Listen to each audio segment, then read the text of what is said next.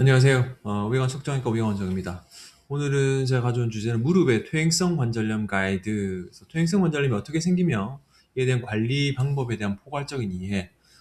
무릎이 아프면 그냥 보통 통증 주사 맞거나 스테로이드 주사 맞거나 관리 자체가 이제 체계적이지 않게 되면은 빨리 이제 남보다 빨리 수술대에 올라갈 수 있습니다. 그리고 불필요한 수술을 받을 수 있고 염증이 생기게 되면은 그로 인해서 그 인공관절 치환술까지 한 두세 차례 수술을 더 진행해야 될 수 있으니까 이에 대한 내용을 한번 준비해 봤습니다. 무릎 통증과 퇴행성 관절염, 나이 문제로 생기는 건 아니고요. 외상성으로 이제 그 퇴행성 관절이 생길 수도 있고, 그리고 많이 쓰게 되면 관절 연골이 마모가 돼가지고 초기의 증상을 좀 인식하고 관리하는 것이 이제 필요합니다.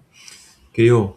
일단은 이제 나이가 들면 당연히 좀 진행하는데 무조건 진행하는 거예요. 사람마다 좀 차이가 있죠. 그래서 실제로는 관절을 보호하는 연골이 마모되면서 염증이 생기는 겁니다. 그래서 신경이 없기 때문에 초기는 통증이 느껴지지 않는데 증상이 좀 나타날 쯤에는 이미 좀 많이 붙어 있는 그런 상태가 되는 거죠.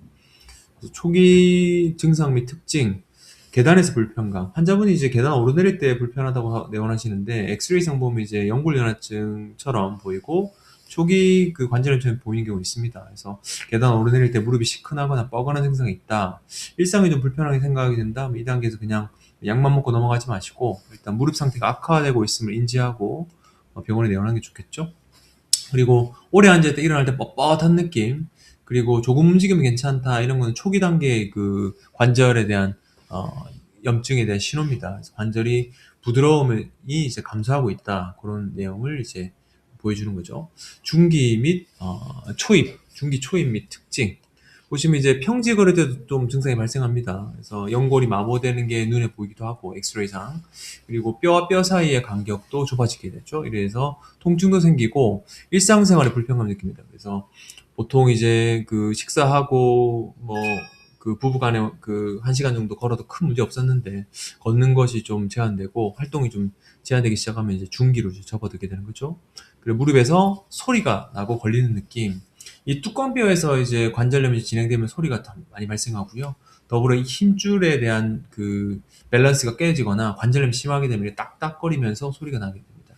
연골 손상이 진행되고 관절 기능이 저하되고 있음을 이제 알려주는 신호죠. 그냥 뭐 뚜껑물 소리 나면서 뭐 크게 이상 없겠거니라고 이제 넘기는 것보다는 확인하는 것이 좀 필요할 것 같습니다. 중기, 진행기, 초입기 넘어가지고 진행이 되게 되면은 통증이 좀 생기기 시작합니다. 가만히 있어도 무릎이 욱신거리고 밤에도 조금 아픈 경우가 가끔 있고요. 그리고 모양 자체, 무릎이 좀 쉰다든지 오다리가 되는 거죠. 아니면 X자다리가 되거나 관절의 변형 신호가 생길 수 있게 됩니다. 말기, 많이 진행된 상태. 이때 오시면은 치료 단계가 많이 없습니다. 어쨌건 이제 걷기가 힘들고 O자배로 이제 변형이 많이 심화되고 이제 일상적인 활동 자체가 어려워지면서 조속한 치료가 필요하게 되는 거죠. 연골도 이제 뼈와 뼈가 닿았기 때문에 소실돼 가지고 통증이 심해지면서 거의 걷는 게 힘들어지게 됩니다. 그래서 이 단계에서는 1에서 2단계 같은 경우 중기까지는 일단은 통증도 좀 잡으면서 질병의 진행을 지연하는 거 목표. 그래서 그 일반적인 그 히알루론 주사도 가능하지만 요보다 조금 윗단계인 이제 PN 주사나 PDRN 주사를 통해서 프롤로든지 그래서 지연 목표를 하는 것이 이제 되고요. 중기에서 말기, 초기에서는 통증도 완화시켜주고 지연 목표. 중기에서 말기 같은 경우는 이제 기능이 회복돼야 되는데 이런 경우는 이제 조금 윗단계인 콜라겐이라든지 줄기세포 혹은 관절경 수술은 크게 의미가 없을 것 같고요. 그렇게 하다가 안 되면 인공관절까지 가야 되는데 그 수술 자체를 이제 안 가도록 관리를 하시는 게 좀 필요할 것 같죠. 그래서 초기면 저강도 운동, 그러니까 강도를 너무 세게 하지 않고 살을 좀 빼야 됩니다. 그리고 물리치료도 받으시고 약도 드셔야 되고요. 그리고 중기 말기는 앉는 자세, 바닥에 앉는 자세 피하고 프롤로, PDRN, PN, 그리고 줄기세포 이런 것들을 통해서 관리를 하셔야 되고 이에 대한 경험 있는 의사하고 정형외과 의사하고 상의하시는 게 좋을 것 같고요. 인공관절 치환술이 필요할 수도 있습니다. 제일 중요한 게 체중을 좀 빼야 됩니다. 살은 안 빼고 무릎이 아프다 이렇게 되면은 이게 이제 기본적으로 관절 자체에 무리가 되는 걸 해결하지 못하는 거기 때문에 체중을 한 10% 이상 좀 줄이는 게 고도 비만이신 분들은.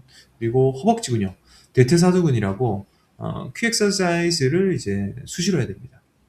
저는 환자분에게 이제 누워 있을 때도 늘 하시라. 하루에 뭐 많이 아프면 1000번까지 하라 이렇게 말씀드리는데 수술하더라도 이게 되게 중요하거든요. 그래서 허벅지 근육 강화 운동이 필요할 것 같고요. 진단을 제대로 받아야겠죠. 그래서 관절염에 대한 이해가 있는, 그러니까 무릎의 관절, 어깨 마찬가지지만 정형외과 전문의하고 상의하셔야 됩니다.